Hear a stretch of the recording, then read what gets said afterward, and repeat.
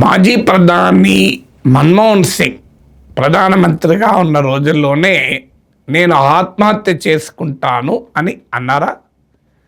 ఈ ప్రశ్న ఎందుకు వస్తుందంటే అన్నారు అంటున్నారు ఎస్వై ఖురేషి, మాజీ chief election commissioner SY Qureshi ఇటీవల ఒక పుస్తకం రాశారు. అది రిలీజ్ అవుతోంది ఇప్పుడు ఈ మంత్లోనే. 100 మెమరీస్ నాట్ ఎ మెమోయర్ అని ఆయన పుస్తకం పేరు.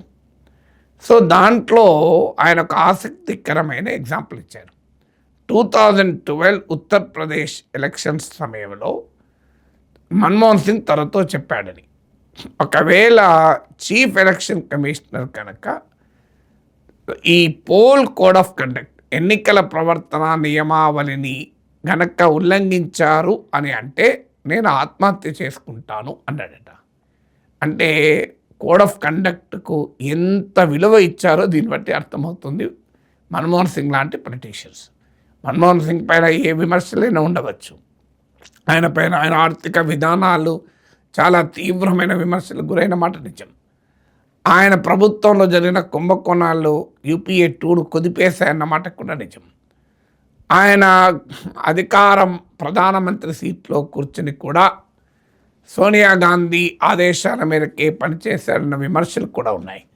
డాక్టర్ సంజయ్ బారు, ఆయన media advisor, the accidental prime minister అని ఏకంగా పుస్తకమే రాశారు. కానీ మన్మోహన్ సింగ్ పర్సనల్ ఇంటెగ్రిటీని ఎవరు కూడా క్వశ్చన్ చేయలేదు. పర్సనల్ ఇంటెగ్రిటీ అంటే ఆయన వ్యక్తిగత జీవితంలో నిబద్ధతను కానీ ఆయన స్కాలర్షిప్ను కానీ, మీకు ఒక స్కాలర్లీ ప్రైమ్ మినిస్టర్గా ప్రపంచంలో పేరుగంచారు. అదే సమయంలో మౌనముని అని అనేవారు, దేని మీద మాట్లాడాడని, కానీ చెప్పాల్సినప్పుడు చాలా గట్టిగా చెప్పారు.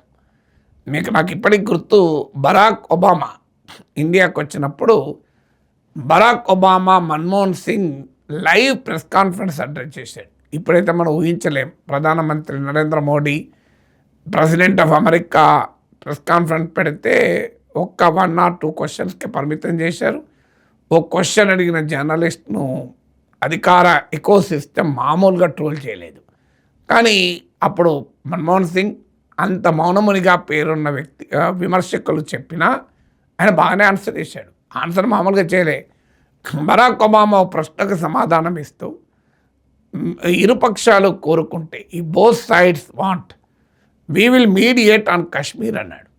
మన్మోహన్ సింగ్ వెంటనే India doesn't believe in third party mediation on Kashmir issue అని చెప్పేశాడు.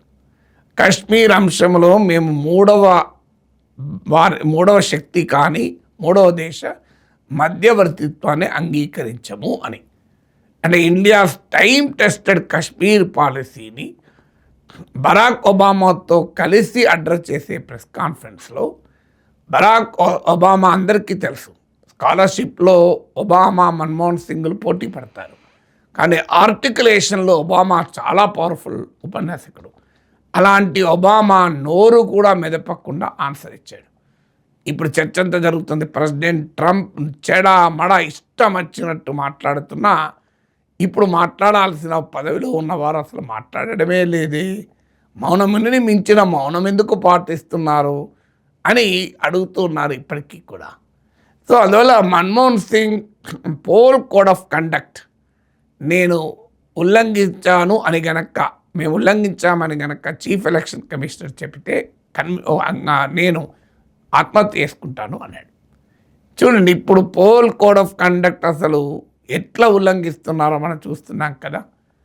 మీకు ఇష్టం వచ్చినట్టుగా లాస్ట్ ఎలక్షన్స్ అప్పుడు కూడా చూసాం. ముస్లిం, ముజ్రా, మొఘల్, మంగళసూత్ర, మందిర్, మసీద్, ఇవే కదా ఎన్నికలప్పుడు ప్రచారం, ప్రధానమంత్రి ఎన్నికల ప్రచారంలో.